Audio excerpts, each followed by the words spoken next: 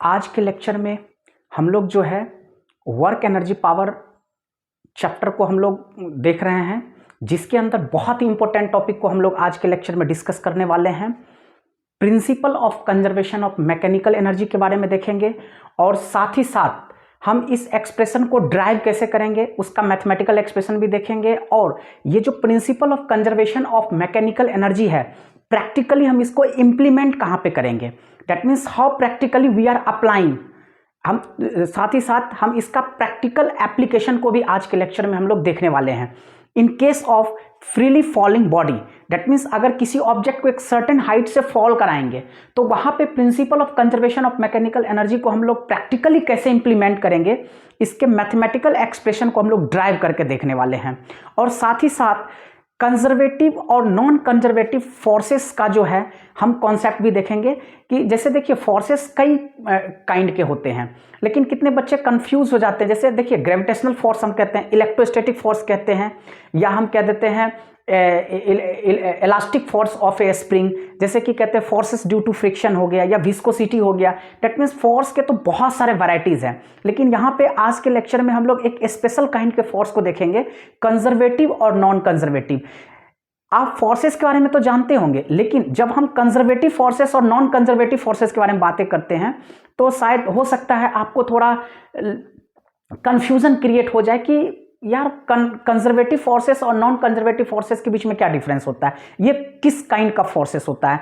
तो हम लोग ब्रीफ इंट्रोडक्शन, दैट मीन्स थोड़ा सा हम कंजर्वेटिव और नॉन कंजर्वेटिव के कॉन्सेप्ट को भी समझने का कोशिश करेंगे। तो आज के लेक्चर में जो है बेसिकली हम लोग तीन इंपॉर्टेंट टॉपिक को देखने वाले हैं। पहला है principal of conservation of mechanical energy को बहुत अच्छे से मैथमेटिकल एक्सप्रेशन के जरिए हम ड्राइव करके देखेंगे, और साथ ही साथ principle of conservation of mechanical energy को प्रैक्टिकली हम कैसे अप्लाई करेंगे। तो इसको as a freely falling body के केस में देखेंगे with the help of an application, और साथ ही साथ हम लोग brief introduction, that means brief concept जो है वो कंजर्वेटिव और नॉन कंजर्वेटिव फोर्सेस के बारे में आज हम लोग देखेंगे। तो आज का लेक्चर जो है बहुत ही इंपॉर्टेंट लेक्चर है, और आप लोग जल्दी से जल्दी चैनल को सब्सक्राइब कीजिए। अभी तक जो लोग भी नहीं सब्सक्राइब किए हैं जल्दी से जल्दी चैनल को सब्सक्राइब कीजिए, ताकि आप तक नोटिफिकेशन बहुत जल्दी पहुंचे और आपका कोई भी लेक्चर मिस ना हो। तो अभी तक जो लोग भी चैनल को सब्सक्राइब नहीं किए हैं, आप लोग जल्दी से जल्दी चैनल को सब्सक्राइब कीजिए ताकि आपका कोई भी लेक्चर मिस ना हो।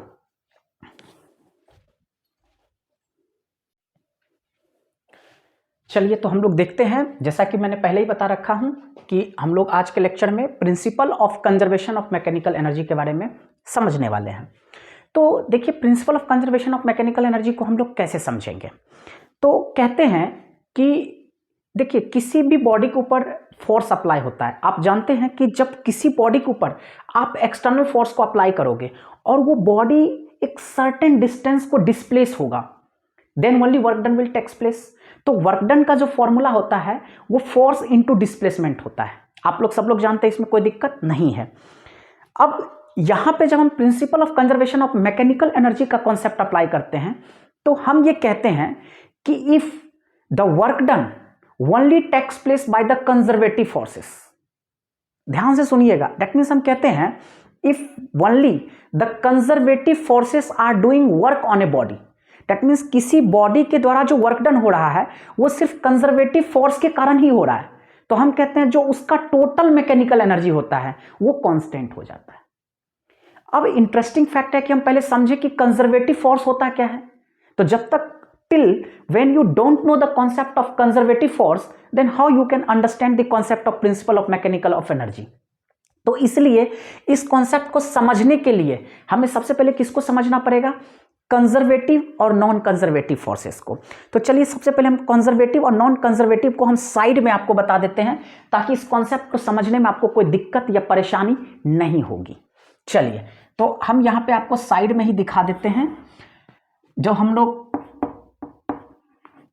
फोर्सेस के बारे में बात करते हैं तो फोर्सेस को हमने दो पार्ट में दिखा दिया आपको। एक फोर्सेस को हम लोग कहेंगे कंजर्वेटिव फोर्सेस, कंजर्वेटिव फोर्सेस, और दूसरे को कहेंगे हम लोग नॉन कंजर्वेटिव फोर्सेस। बहुत ही सिंपल चीज है, इसको समझिए कि कंजर्वेटिव फोर्सेस और नॉन कंजर्वेटिव फोर्सेस क्या होता है।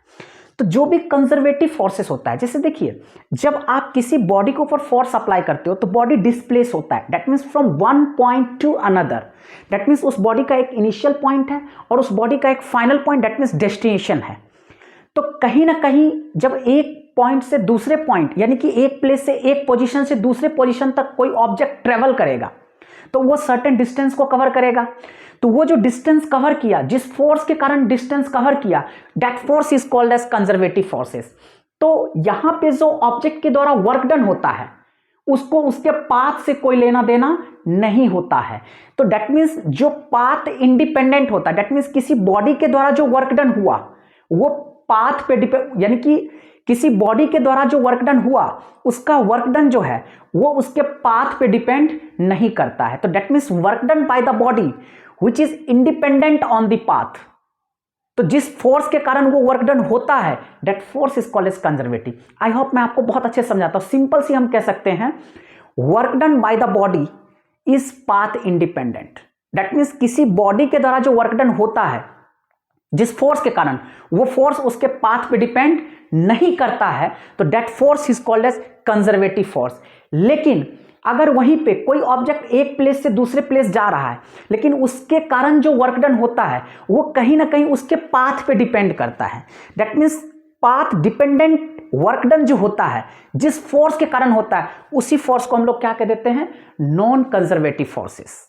तो बहुत ही सिंपल मैं आपको लिख देता हूं यहां पे, यानी कि जो कंजर्वेटिव फोर्स होता है ये क्या होता है, पाथ इंडिपेंडेंट होता है, यानी कि work done by the body is path independent. यानी कि शॉर्ट फॉर्म में हम क्या लिख सकते हैं, पाथ इंडिपेंडेंट, और ये पाथ डिपेंडेंट होता है।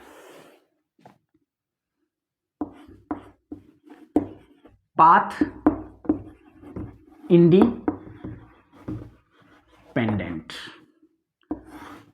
पाथ इंडिपेंडेंट, लेकिन इसमें जो होता है वो क्या होता है, path dependent.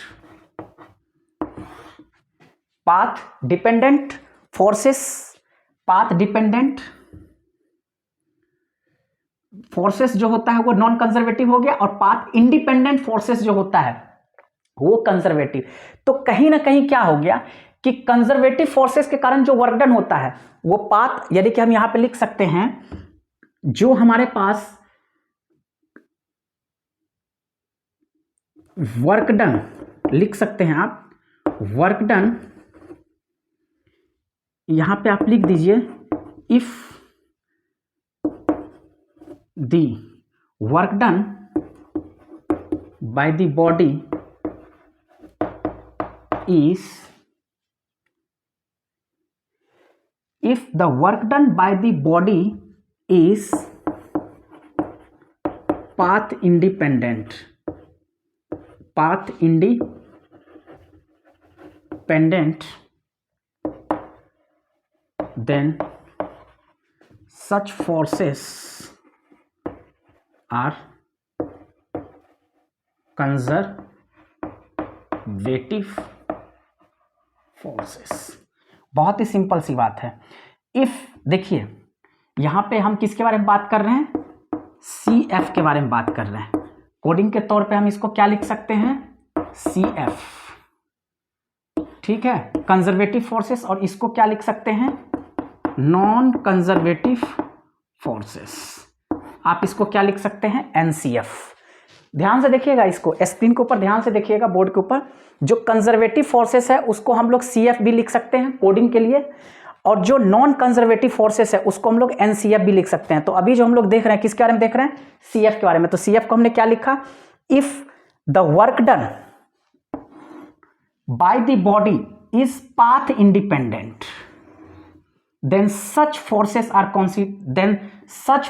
Are conservative forces. ऐसे फोर्सेस को हम लोग क्या कह सकते हैं, कंजर्वेटिव फोर्सेस। एग्जाम्पल अगर देखा जाए तो जैसे हम लोग कहते हैं gravitational forces, gravitational forces, electrostatic forces, electrostatic forces और इलास्टिक फोर्सेस ऑफ स्प्रिंग।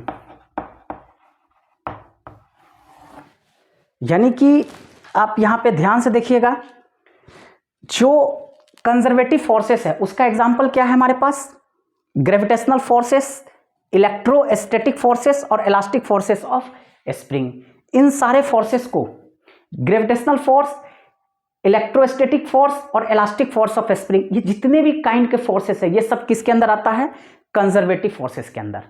वहीं पे अगर हम नॉन कंजर्वेटिव फोर्स को समझने का कोशिश करते हैं, दैट मीन्स हम यहां पे लिख सकते हैं एनसीएफ के बारे में, नॉन कंजर्वेटिव फोर्सेस। तो if the work done by the body is path dependent, then such forces are non-conservative forces. If the work done by the body is path dependent, तो ऐसे फोर्सेस को क्या, कौन सा फोर्सेस कहोगे, non conservative forces. इसका example क्या हो जाएगा, forces of friction, forces of friction and viscous force या viscosity and viscosity, that is viscous force भी कह सकते हो, viscous force, that means visco forces of friction and viscosity, that is viscous force. यानी कि जिस भी फोर्स के कारण वर्क डन होगा, अगर वो फोर्स पाथ डिपेंडेंट होगा, उसके कारण जो वर्क डन होगा वो पाथ डिपेंडेंट होगा, तो that forces are considered as non conservative forces. इसका एग्जांपल है फोर्सेस ऑफ फ्रिक्शन, फ्रिक्शन के दौरान जो भी फोर्सेस एक्ट होता है, और साथ ही साथ viscosity, that means viscous force. यानी कि फोर्स ऑफ फ्रिक्शन और विस्कस फोर्स जो है ये बेस्ट एग्जांपल है नॉन कंजर्वेटिव फोर्सेस का। तो आई होप ये कॉन्सेप्ट आपका बहुत अच्छे से क्लियर होगा। तो चलिए अब हम principle of conservation of mechanical energy को समझते हैं।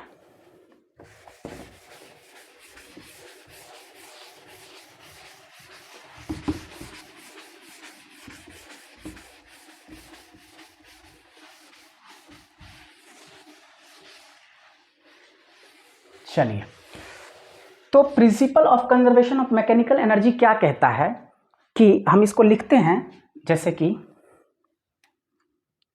Principal of conservation of mechanical energy, हम इसको डिफाइन कॉन्सेप्ट इसका क्या होता है। तो देखिए, concept principal of conservation of mechanical energy का क्या है, या इसका थ्योरी कह सकते हैं या इसका डेफिनेशन कह सकते हैं। If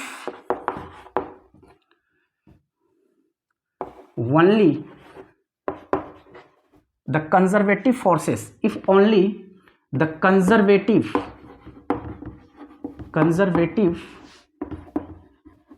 forces are doing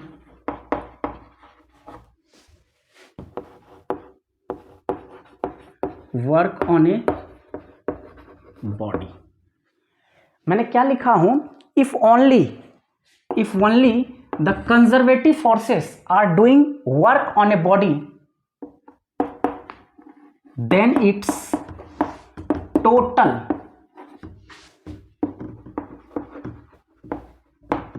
mechanical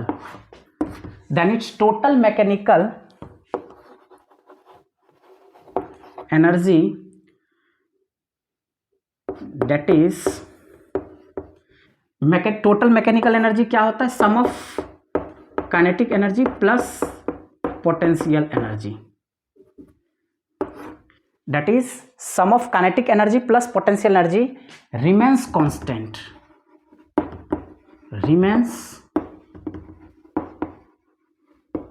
constant.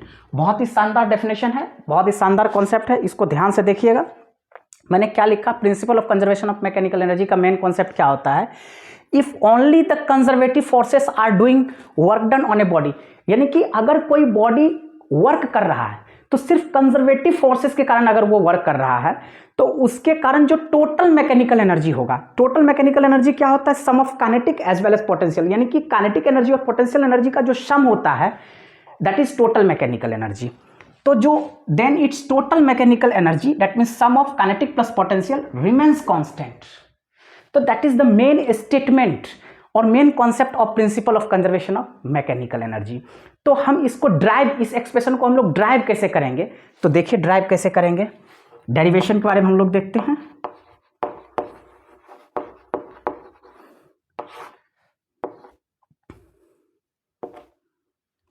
हम इसके डेरिवेशन के बारे में देखते हैं।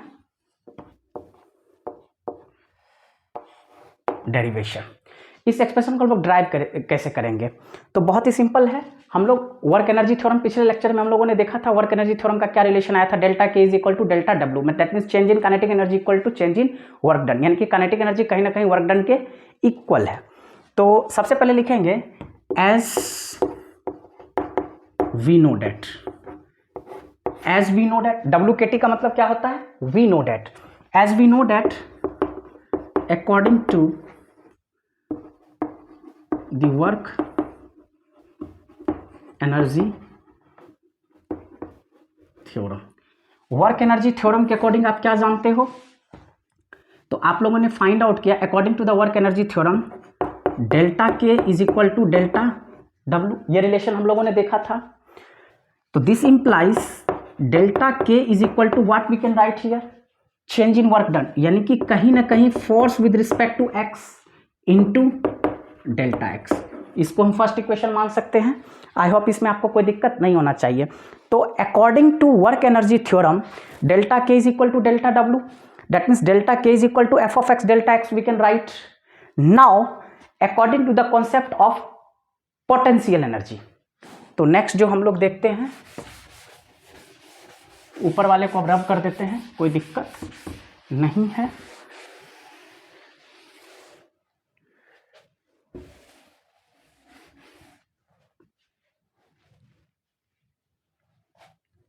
Now according to the concept of potential energy,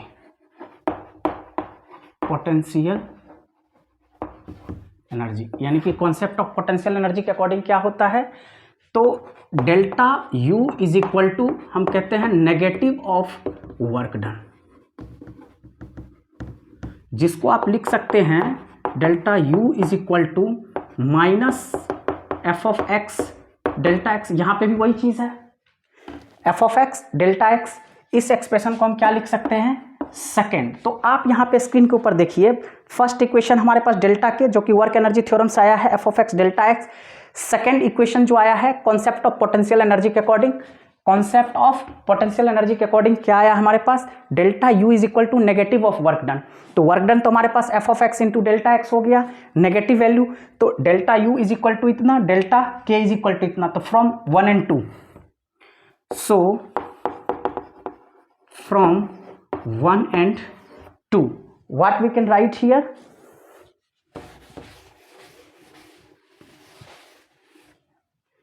हम ये लिख सकते हैं delta K is equal to क्या लिख सकते हैं, माइनस डेल्टा यू, यानी कि आप थोड़ा सा मैं आपको इसमें सिंप्लीफाई भी कर देता हूं, इसी एक्सप्रेशन को आप फर्दर चाहे तो ऐसे भी लिख सकते थे, this implies minus delta U is equal to F of x delta X, इसको आप सेकंड मान लेते हैं। अंडरस्टूड है, एक ही चीज है, जो चाहे यहां पे माइनस लगाए यहां पे लगाए, दैट इज अंडरस्टूड। तो हम तो F of x delta x को इक्वेट कर रहे हैं, तो ऑटोमेटिकली हमारे पास क्या हो गया, delta K is equal to minus delta U. तो इसको जब सॉल्व करेंगे, this implies delta K plus delta U is equal to 0। तो delta K plus delta U is equal to 0, यानी कि कहीं ना कहीं जो काइनेटिक एनर्जी है और पोटेंशियल एनर्जी का सम है वो क्या आ गया, 0। दैट मीन्स काइनेटिक एनर्जी और पोटेंशियल एनर्जी का सम कांस्टेंट हो रहा है। तो total mechanical energy is the sum of kinetic and potential energy, यानी कि काइनेटिक और पोटेंशियल एनर्जी के सम को ही हम लोग टोटल मैकेनिकल एनर्जी कहते हैं, जो कि यहाँ पे जिसका वैल्यू कितना आ गया 0। तो दैट मीन्स जो टोटल काइनेटिक और टोटल पोटेंशियल है वो क्या है, कांस्टेंट है। That means total mechanical energy यहाँ पे क्या हो रहा है, कांस्टेंट हो रहा है। इसको और अच्छे से हम एक्सपेंड करके आपको दिखाते हैं। तो जहां पे भी डेल्टा के है तो डेल्टा के को आप क्या लिख सकते हो, के F minus K I, plus जो डेल्टा यू है तो इसको आप क्या लिख सकते हो, U F minus U I. Change in potential energy तो फाइनल माइनस इनिशियल, और change in kinetic energy delta K that means change in kinetic energy, तो K F minus K I which is equal to 0। तो this implies further यहाँ पे हम क्या लिख सकते हैं, आप अगर इसको देखें खोलते हैं तो इनिशियल वाले को एक जगह करते हैं, फाइनल वाले को एक जगह करते हैं, तो minus K I minus U I is equal to, इधर भेजते हैं तो हमारे पास क्या हो जाएगा, minus U F minus K F. यहीं पे सॉल्व कर देते हैं। दिस इंप्लाइज माइनस को अगर यहाँ पे आप कॉमन लेते हैं तो हमारे पास क्या आ जाएगा, के आई प्लस यू आई, इधर भी माइनस कॉमन ले लेते हैं तो हमारे पास क्या आ जाएगा, K F plus U F. Minus minus cancel out, कहीं ना कहीं हमारे पास U I is equal to हमारे पास क्या हो जाएगा, K F plus U F. यानी कि ये किसको इंडिकेट कर रहा है, जो इनिशियल काइनेटिक और पोटेंशियल का सम है और जो फाइनल काइनेटिक और पोटेंशियल का सम है, दोनों क्या है, इक्वल है। दैट मीन्स हम ये कह सकते हैं अगर कोई बॉडी कहीं से भी चलना स्टार्ट किया तो जो उसका इनिशियल काइनेटिक और पोटेंशियल का सम होगा और आफ्टर टी टाइम के बाद जो वो एक सर्टेन वैल्यू को अटेन करेगा या सर्टेन हाइट को अटेन करेगा या सर्टेन पोजीशन को अटेन करेगा, तो वहां पे जो उसका फाइनल काइनेटिक और फाइनल पोटेंशियल एनर्जी होगा उस पूरे का सम दोनों आपस में क्या होगा, इक्वल होगा। तो ये कंक्लूजन क्या देता है, हम कह सकते हैं hence sum of kinetic plus potential is equal to constant. और यही जो सम ऑफ काइनेटिक और पोटेंशियल है that will give you total mechanical energy is equal to 0। यानी कि जो टोटल मैकेनिकल एनर्जी है वो हमारा क्या है, कांस्टेंट है। तो आई होप आपने देखा, बहुत अच्छे से मैंने सिस्टमेटिकली आपको दिखाया कि किस तरह से काइनेटिक और पोटेंशियल का सम जो होता है वो कांस्टेंट हो गया। दैट मीन्स जो टोटल मैकेनिकल एनर्जी है वो रिमेन्स कांस्टेंट। तो that is the main derivation as well as concept of conservation of potential energy. अब हम इसको प्रैक्टिकल एप्लीकेशन के जरिए देखेंगे। In case of freely falling body, that means किसी बॉडी को हम फ्री फॉल करा रहे हैं एक सर्टेन हाइट से, तो उसके जरिए हम लोग कंजर्वेशन ऑफ मैकेनिकल एनर्जी का कॉन्सेप्ट अप्लाई करते हैं। तो चलिए हम लोग देखते हैं, जैसा कि आप लोगों ने principal of conservation of mechanical energy तो पढ़ रखा, अभी तुरंत हमने आपको बताया। अभी जो हम लोग देखेंगे वो application of conservation of mechanical energy in A case of freely falling body.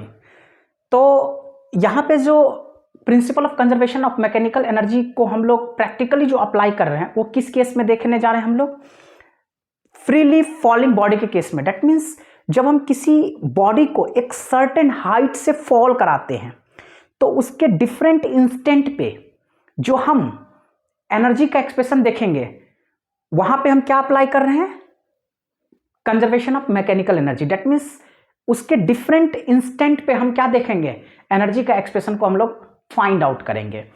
तो चलिए let us we can continue. तो हम इसको एक पिक्टोरियल रिप्रेजेंटेशन के जरिए आपको दिखाते हैं कि इसका जो एक डायग्राम हम कैसे स्केच कर सकते हैं।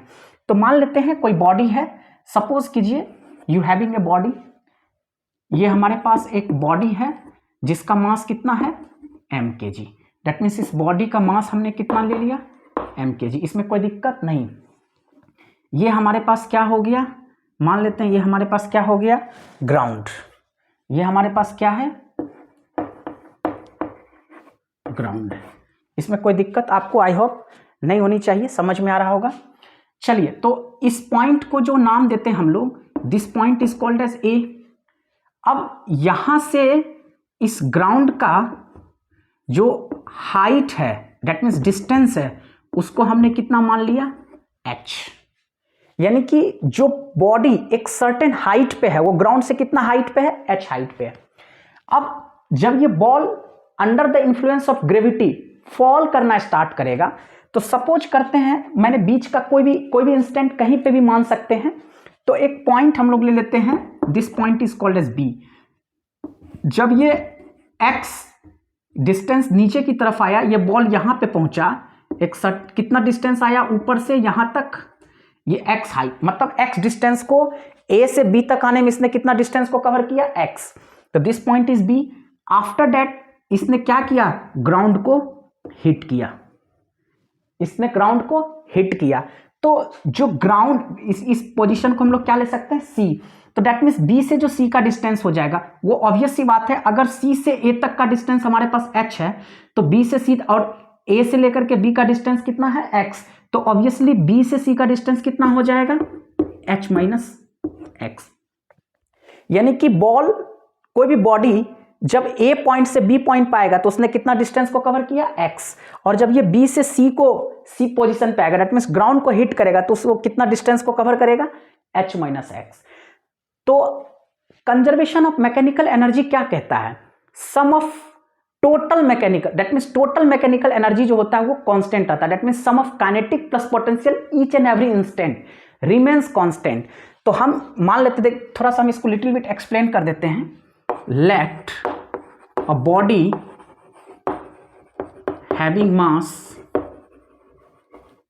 m which is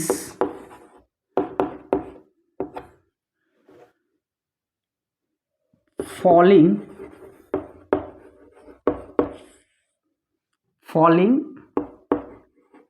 freely under the influence of g का that means acceleration due to gravity. Let a body having mass m which is falling freely under the influence of g from the height h from the ground। देखिए बहुत ही simple सी बात है, मैंने क्या लिखा हूं कि let a body having mass m, कह सकते हैं मास m kg भी आप लिख सकते हैं, which is falling freely under the influence of gravity, that means acceleration due to gravity g from the height h from the ground। यानी कि ये बॉल ग्राउंड से कितना हाइट पे है, h हाइट पे, और यहां से क्या हो रहा है, under the influence of acceleration due to gravity, that means under the influence of g, ये क्या कर रहा है, फ्रीली फॉल कर रहा है। तो हम यहां पे कंजर्वेशन ऑफ मैकेनिकल एनर्जी को कैसे अप्लाई करेंगे, तो जैसे ही बॉल एक सर्टेन हाइट से नीचे की तरफ आएगा, तो ऑब्वियसली क्या होगा, इसका काइनेटिक एनर्जी इंक्रीज करेगा। दैट मीन्स हम ये कह सकते हैं कि in this case kinetic energy of the body increases. यानी कि जो इस बॉडी का काइनेटिक एनर्जी है, ऑब्वियसली जब एक सर्टेन हाइट से फॉल करेगा under the influence of gravity, तो इसका काइनेटिक एनर्जी क्या होगा, इंक्रीज करेगा। ओके, तो एनर्जी का जो एक्सप्रेशन है वो हम हर एक इंस्टेंट पे देखेंगे। तो एनर्जी का एक्सप्रेशन ए पॉइंट पे लेंगे तो एनर्जी एट ए, फिर एनर्जी का एक्सप्रेशन बी पॉइंट पे लेंगे तो एनर्जी एट बी, और जब हम सी पॉइंट पे लेंगे तो expression for energy at C point. अब आप ध्यान से देखिए कंजर्वेशन ऑफ मैकेनिकल एनर्जी को कैसे अप्लाई करेंगे। तो ये कहता है कि टोटल एनर्जी जो होता है, टोटल मैकेनिकल एनर्जी, वो कांस्टेंट होता है, दैट मींस काइनेटिक और पोटेंशियल हर एक इंस्टेंट पे क्या रहेगा, कांस्टेंट रहेगा। तो ए पॉइंट पे जो इसका काइनेटिक एनर्जी होगा और ये potential energy, that will give you the total mechanical energy at this point. यानी कि ए पॉइंट पे इस बॉडी का टोटल एनर्जी क्या होगा, काइनेटिक प्लस पोटेंशियल। तो आप यहां पे जैसा कि देख रहे हो, ये बॉडी इस पॉइंट पे, ए पॉइंट पे किसमें है, एक तरफ से देखा जाए तो अगर suppose just we have to assume कि ये बॉल नहीं मूव कर रहा है, तो रेस्ट पे है, तो रेस्ट पे है तो automatically there kinetic energy is zero. That means हम यहां पे लिख सकते हैं काइनेटिक एनर्जी, यहां पे इसका क्या हो जाएगा, zero. They having only what kind of energy, potential energy, जो कि हो जाएगा हमारे पास mg, और ग्राउंड से इसकी कितना हाइट पे है h। तो इसका मतलब है कि जो एनर्जी एट ए पॉइंट का एक्सप्रेशन निकला वो ए पॉइंट पे एनर्जी इसके पास they having only potential energy. इसमें कोई दिक्कत नहीं होना चाहिए क्योंकि यहां पे तो इसके पास वेलोसिटी है ही नहीं। जब ये ए से बी पाया तो ये तो रनिंग कंडीशन हो गया, बीच का कोई भी इंस्टेंट हो गया। तो जब कोई बॉडी फॉल कर रहा है under the influence of gravity तो वो तो रनिंग कंडीशन हो गया, बीच का कोई भी पोजीशन हो गया। तो जब बॉल रनिंग में है तो they having kinetic plus potential, दोनों है उसके पास। तो एनर्जी एट बी पॉइंट पे देखेंगे तो काइनेटिक प्लस पोटेंशियल निकालेंगे तो हम यहां पे क्या लिख सकते हैं, हाफ एम। कोडिंग के लिए बी पॉइंट पे लेंगे तो velocity at B point half M V V square plus M G. Height ये कितना डिस्टेंस करेगा, तो ये जो डिस्टेंस निकालोगे always you are taking from the ground. इसने ए से बी पे आने पे कितना डिस्टेंस को कवर किया x, लेकिन जो पोटेंशियल एनर्जी हम लोग फाइंड आउट करते हैं with respect to the ground, कितना हाइट पे पोटेंशियल एनर्जी को फाइंड आउट कर रहे हैं। तो बी पॉइंट पे हम पोटेंशियल एनर्जी इस बॉडी का निकाल रहे हैं, लेकिन with respect to the ground निकालेंगे ना, कि ग्राउंड से जिस पॉइंट पे हम निकाल रहे हैं हम कितना हाइट पे बॉडी का पोटेंशियल एनर्जी फाइंड आउट कर रहे हैं। तो बी पॉइंट पे कर रहे हैं तो बी का हाइट ग्राउंड से, दैट मीन सी पोजीशन से कितना है, तो ये है h माइनस एक्स। तो एम जी हाइट कितना हो जाएगा h माइनस एक्स। इस चीज को ध्यान में रखिएगा। कितने बच्चे यहां पे कंफ्यूज होते हैं, सर बॉडी तो ए से बी पे आया तो डिस्टेंस x कवर किया तो पोटेंशियल एनर्जी क्या होना चाहिए mgx, जो कि गलत। पोटेंशियल एनर्जी जब भी आप फाइंड आउट करते हो तो अगेंस्ट ग्रेविटी फाइंड आउट करते हो, आप चेक करते हो कि ग्राउंड से हम कितने, मतलब दैट मींस आप कभी भी कितना हाइट पे पोटेंशियल एनर्जी को फाइंड आउट कर रहे हो।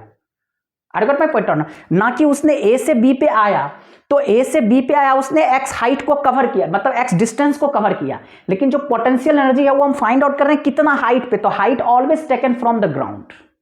तो ग्राउंड से हम इस बी पॉइंट पे जब पोटेंशियल एनर्जी निकालेंगे तो हाइट हमारे पास कितना हो जाएगा h माइनस एक्स। इस चीज को ध्यान में रखिएगा, कभी आप लोग ये कंफ्यूजन मत होइएगा कि we are taking height as a x। No, always you are taking the height from the ground, क्योंकि under the influence of gravity हो रहा है। तो ग्रेविटी का डायरेक्शन डाउनवर्ड है ना कि अपवर्ड है। तो हाइट जब भी हम लेंगे तो फ्रॉम द ग्राउंड लेंगे। तो mg h minus x. I hope आपको कोई दिक्कत नहीं होगा, ठीक है। अब एनर्जी एट सी पॉइंट जब लेंगे तो बहुत ही सिंपल सी बात है, यहां पे भी हमारे पास सम ऑफ क्या हो जाएगा, principle of conservation of mechanical energy, sum of kinetic plus potential energy. एक बात बताइए, जब कोई ऑब्जेक्ट ग्राउंड को हिट करेगा तो जब ग्राउंड को उसने हिट कर दिया तो हाइट तो खत्म, यानी कि जब ए से लेकर के सी पे आ गया तो ये एच धीरे धीरे क्या हो गया, जैसे ही बॉडी ए से सी पे आ गया तो एच तो हमारा जीरो हो गया, हाइट तो रहा ही नहीं, तो पोटेंशियल एनर्जी उसका क्या हो गया, जीरो। बट उसने एक सर्टेन वेलोसिटी से ग्राउंड को हिट किया तो they having only what kind of energy, kinetic energy. तो हम यहां पे क्या लिखेंगे, half M V C square plus potential energy कितना हो जाएगा, जीरो, क्योंकि एच हमारा क्या हो गया, जीरो।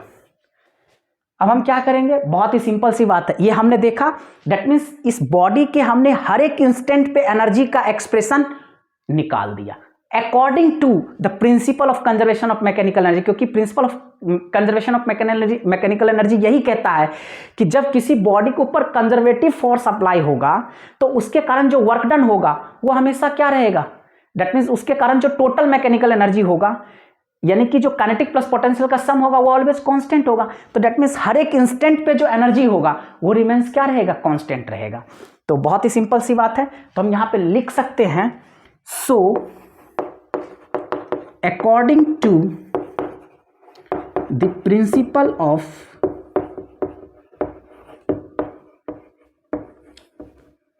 कंजर्वेशन ऑफ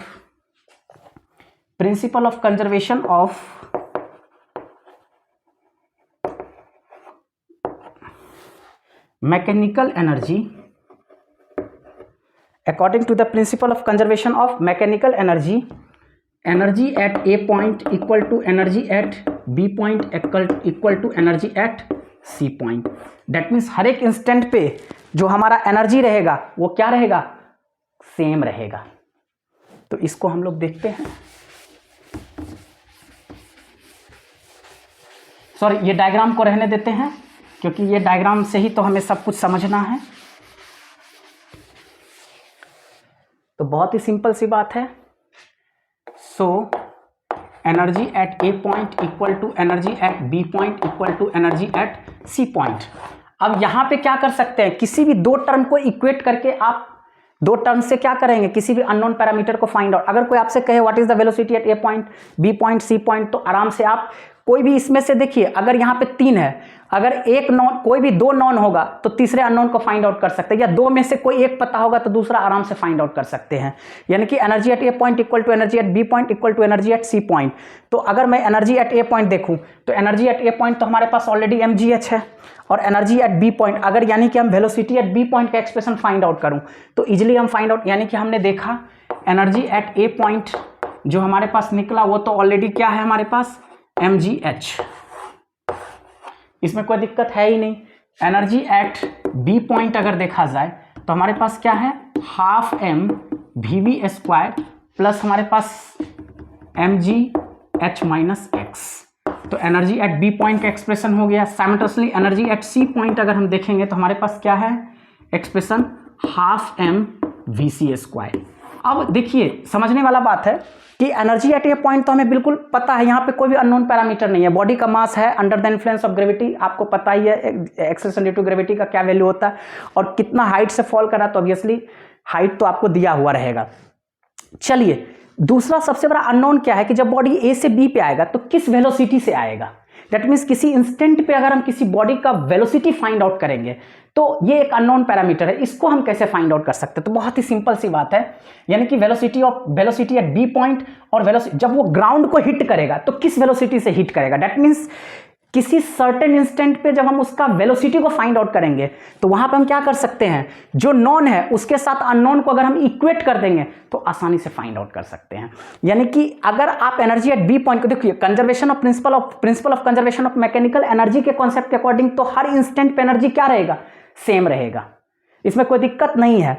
तो हमें ए पॉइंट पे पता है, बी पॉइंट पे हमें वेलोसिटी निकालना है, तो आराम से हम ए पॉइंट और बी पॉइंट की एनर्जी को क्या कर देंगे, इक्वेट कर देंगे, तो आसानी से यहां पे दोनों को बराबर करके हम क्या करेंगे, सॉल्व कर सकते हैं, तो आसानी से मेरा वैल्यू निकल जाएगा। तो देखिए हम कैसे निकालते हैं, अगर हमें velocity at B point find out करना है और सी पॉइंट तो कैसे निकालेंगे। देखिए now energy at A point is equal to energy at B point.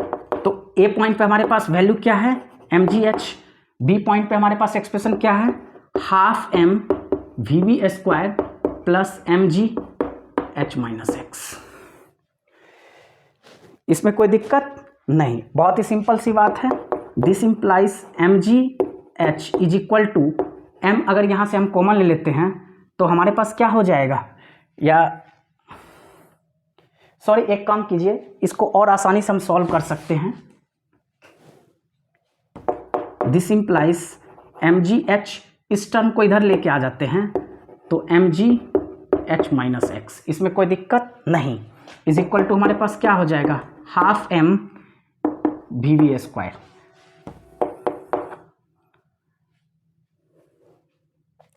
आप यहां से क्या कर सकते हैं, अगर आप देखिए यहां से क्या कर सकते हैं कि अगर आप mg को कॉमन ले लेते हैं तो यहाँ पे क्या बच, तो देखिए यहाँ पे क्या लिख सकते हैं, इसको सॉल्व कीजिए, यहाँ पे क्या हो जाएगा, gh minus h minus minus plus x is equal to हमारे पास क्या हो जाएगा, हाफ VV²। इसमें कोई दिक्कत नहीं, ये h से ये h कैंसिल आउट हो जाएगा, और g इंटू एक्स क्या हो जाएगा, gx 2 से मल्टीप्लाई करेंगे 2gx इज इक्वल टू हमारे पास क्या हो जाएगा, VV²। इसमें कोई दिक्कत आई होप नहीं होना चाहिए। तो यहाँ पे आप लिख सकते हैं, यहीं पे मैं लिख देता हूँ, या छोड़िए दिखेगा नहीं, चलिए इसको रब कर देते हैं। तो यहाँ पे आपको क्लियरली पता है, तो this implies velocity at B point जो है वो क्या हो जाएगा हमारे पास, velocity at B point is equal to क्या हो जाएगा, √2gx।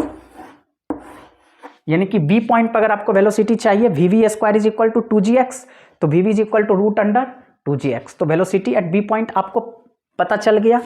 अब हम वेलोसिटी एट सी पॉइंट निकालेंगे, तो ऑब्वियस सी बात है एनर्जी एट सी पॉइंट को ए पॉइंट के साथ इक्वेट कर दीजिए, या अगर आप एनर्जी एट सी पॉइंट को चाहें तो बी पॉइंट के साथ भी इक्वेट कर सकते हैं, कोई दिक्कत नहीं, क्योंकि जो वेलोसिटी एट बी पॉइंट था अब मुझे मिल गया। तो आराम से किसी के साथ भी, यानी कि ये तीनों इक्वेशन आपस में क्या है, तीनों पॉइंट पे जो एनर्जी था, energy at A point, energy at B point, energy at C point, तीनों पॉइंट पे एनर्जी कांस्टेंट है। तो आप किसी भी पॉइंट पे किसी भी पॉइंट के एनर्जी के साथ आप इक्वेट करके या इक्वल करके आप सॉल्व कर सकते हैं, अननोन पैरामीटर को फाइंड आउट कर सकते हैं। तो अब यानी कि ये समझ में आ गया होगा, वेलोसिटी एट बी पॉइंट हमें मिल गया।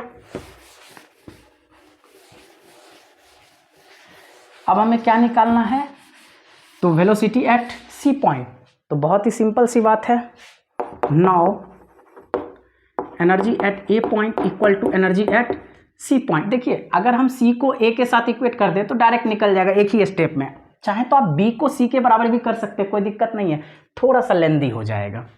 तो this implies energy at A point हमारे पास क्या है, M G H is equal to energy at C point हमारे पास क्या है, half M V C square. तो एम से एम कैंसिल हो गया, ऑटोमेटिकली क्या आ गया हमारे पास 2gh, which is equal to हमारे पास क्या आ गया, वी सी स्क्वायर।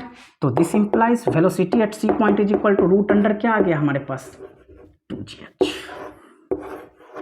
बिल्कुल इमीडिएट आ गया। तो अभी जो आपने देखा, हमने अभी आपको बताया कि प्रैक्टिकली हम लोग कंजर्वेशन ऑफ मैकेनिकल एनर्जी को कैसे अप्लाई करते हैं। तो एज एक एग्जांपल के जरिए मैंने आपको समझाया, एक एप्लीकेशन के तौर पे, कि अगर कोई बॉडी एक सर्टेन हाइट से फॉल कर रहा है under the influence of gravity, तो उसके हर एक इंस्टेंट पे हमने एनर्जी का एक्सप्रेशन कैसे निकाला, और हर इंस्टेंट पे इस principal of conservation of mechanical energy के अकॉर्डिंग जो टोटल मैकेनिकल एनर्जी है वो हर एक पॉइंट पे क्या है, कांस्टेंट है। That means each and every instant sum of kinetic plus potential remains same. तो अभी आपने देखा, तो आई होप आपको बहुत अच्छे से समझ में आ गया होगा। और इसके बाद हम लोग न्यूमेरिकल्स देखेंगे ताकि आपका कॉन्सेप्ट और अच्छे से क्लियर हो जाए। तो आई होप इस पे देखिए, कभी कभी क्या होता है, कॉन्सेप्चुअल क्वेश्चन बनने की भी प्रोबेबिलिटी होती है, और कंजर्वेशन ऑफ मैकेनिकल एनर्जी के ऊपर बहुत अच्छे अच्छे प्रोफाइल के क्वेश्चंस बनते हैं।